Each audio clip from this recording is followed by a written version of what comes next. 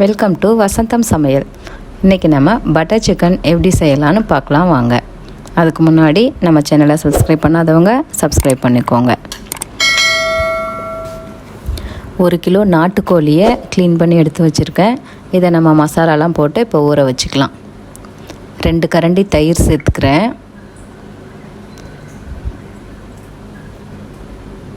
2 கரண்டி தயிர் சேர்த்துட்டு 1.5 ஸ்பூன் உப்பு,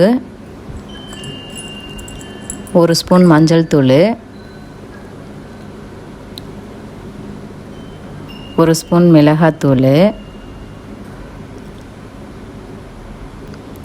அரைச்சி வச்சுருக்கிற இஞ்சி பூண்டு பேஸ்ட்டு பாதி மட்டும் போட்டுக்கலாம். பாதி வறுக்கிறதுக்கு வேணும். பாதி இதை இதில் போட்டு மிக்ஸ் பண்ணிக்கலாம். நல்லா மிக்ஸ் பண்ணி எடுத்து வச்சுருங்க. ஒரு 1/2 hour ஊறட்டும். இப்போ நம்ம தாளிக்கிறதுக்கு என்னென்ன தேவைன்னு பார்க்கலாம். 3 பிரியாணி இலை, 1 பட்டை, 3 ஏலக்காய், கிராம்பு, அன்னாசி மொக்கு, 1 ஸ்பூனு சோம்பு, 3 ஸ்பூன் அளவுக்கு பட்டரு, இஞ்சி பூண்டு பேஸ்ட்டு அரைச்சி வச்சுருக்கேன், 1 ஸ்பூன் மஞ்சள் தூள், 2 ஸ்பூன் மிளகாத்தூள், 1 ஸ்பூன் மல்லித்தூள், 2 ஸ்பூனு சிக்கன் மசாலா, 1 ஸ்பூன் உப்பு. இது ஒரு 10 கேஷ்யூ நட் எடுத்து வச்சுருக்கேன். இது அந்த வெந்தயக்கீரை ட்ரை இந்த மாதிரி ட்ரை பவுடராக கிடைக்கும். அது எடுத்துக்கலாம். கொஞ்சம் ஸ்ப்ரிங் ஆனியனு, கொத்தமல்லி, புதினா, கருவேப்பிலை, 2 வெங்காயம், 2 சின்னதாக தக்காளி இந்த மாதிரி கட் பண்ணி வச்சுருக்கேன். இப்போ ஒரு வானல் வச்சுட்டு அதில் நம்ம கொஞ்சம் பட்டர் போட்டுட்டு கட் பண்ணி வச்சுருக்கிற வெங்காயமும் தக்காளியும் போட்டு வதக்கிக்கலாம். வெங்காயம் போட்டு ஃபஸ்ட்டு வதக்கிட்டு அது வதங்கினதுக்கப்புறம் இப்போ தக்காளியை சேர்த்துக்கலாம். வெங்காயமும் தக்காளியும் வதங்கட்டும். இப்போ கொஞ்சமாக கருவேப்பிலையை சேர்த்துக்கலாம். இதை எடுத்து வச்சுருக்கிற கேஷ்யூ நட்டையும் சேர்த்து நல்லா வறுத்துக்கலாம்.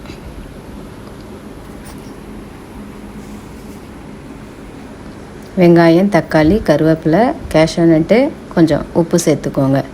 உப்பு சேர்த்து வதக்கிட்டு இதை நம்ம மிக்ஸி ஜாரில் போட்டு அரைச்சி எடுத்துக்கலாம்.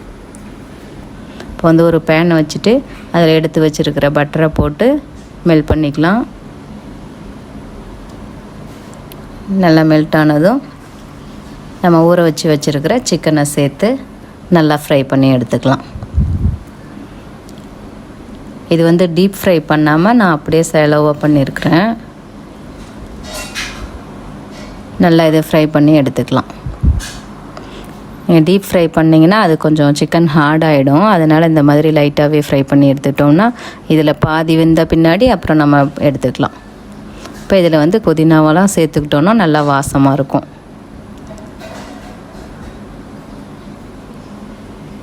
நல்லா இந்த மாதிரி புதினாவை சேர்த்துட்டு நல்லா மிக்ஸ் பண்ணி விட்டுக்கோங்க. வெந்துருச்சு. இப்போ இது சிக்கன் வெந்துருச்சு. இதை நம்ம எடுத்து வச்சுட்டு இப்போ இன்னொரு பேன் வச்சு அதில் மசாலாவெல்லாம் சேர்த்து வதக்கிக்கலாம். ஒரு பேன் வச்சு இந்த தாளிக்கிறதுக்கு எடுத்து வச்சுருக்கிறதெல்லாம் பட்டர்லேயே ஃப்ரை பண்ணி எடுத்துக்கலாம். பிரியாணி இலை, ஏலக்காய், பட்டை, கிராம்பு, அன்னாசி மொக்கு, சோம்பு எல்லாத்தையும் போட்டு ஃப்ரை பண்ணிக்கலாம். இது ஃப்ரை ஆனதுக்கப்புறம்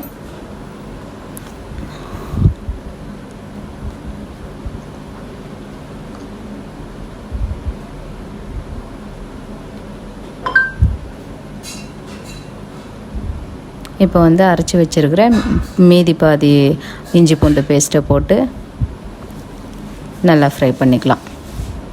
இப்போ இஞ்சி பூண்டு பேஸ்ட்டு வதங்கினதுக்கப்புறம் மஞ்சள் தூள், சிக்கன் மசாலா, மிளகாத்தூள்,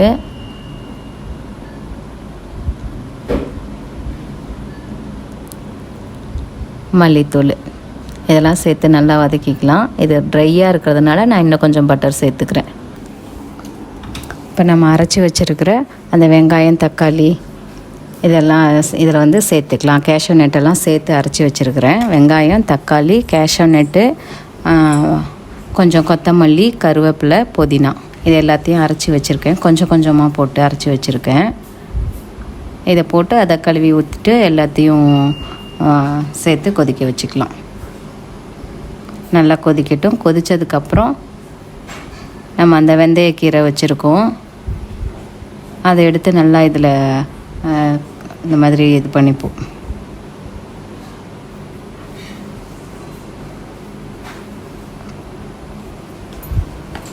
பாருங்கள், இப்போ இந்த வெந்தயக்கீரையை நல்லா க்ரஷ் பண்ணி போட்டுக்கலாம்.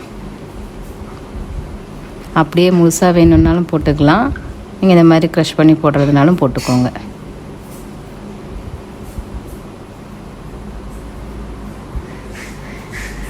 அவ்வளோதான். இப்போ ஒரு கிண்டிட்டு நம்ம அதை ஏற்கனவே ஃப்ரை பண்ணி வச்சுருக்கிற சிக்கனை சேர்த்துக்கலாம் இதுலேயே.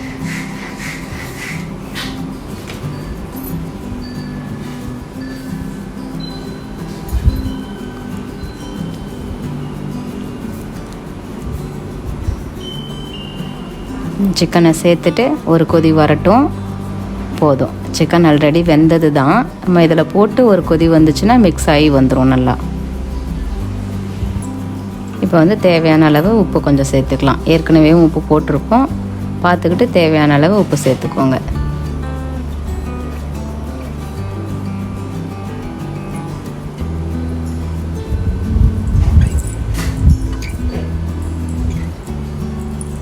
பாருங்கள், சூப்பரான பட்டர் சிக்கனு ரெடி ஆயிடுச்சு. இது சாதத்துக்கும் வச்சுக்கலாம், நானுக்கு வச்சுக்கலாம், பரோட்டா சப்பாத்தி பூரி இது மாதிரி எதுக்கு வேணாலும், இட்லி தோசைக்கு எதுக்கு வேணாலும் வச்சுக்கலாம். சூப்பராக இருக்கும். நீங்களும் ட்ரை பண்ணி பாருங்கள். இப்போ இதுக்கு வந்து நம்ம கடைசியாக நம்ம அந்த ஸ்ப்ரிங் ஆனியனும் கொத்தமல்லியும் கட் பண்ணி வச்சுருக்கிறத சேர்த்து மிக்ஸ் பண்ணிக்கலாம். ஸ்டவ் ஆஃப் பண்ணிவிட்டு கடைசியாக சேர்த்துக்கோங்க. நல்லா அந்த பட்டர் வாசத்தோடு நல்லா இருக்குது. ஒரு restaurant style butter chicken ready ஆகுது. சூப்பரான பட்டர் சிக்கன் ரெடி ஆயிருச்சு. நீங்களும் செஞ்சு பாருங்கள். எப்படி இருக்குதுன்னு கமெண்ட் பண்ணுங்கள், லைக் பண்ணுங்கள், ஷேர் பண்ணுங்கள், தவறாமல் சப்ஸ்கிரைப் பண்ணுங்கள்.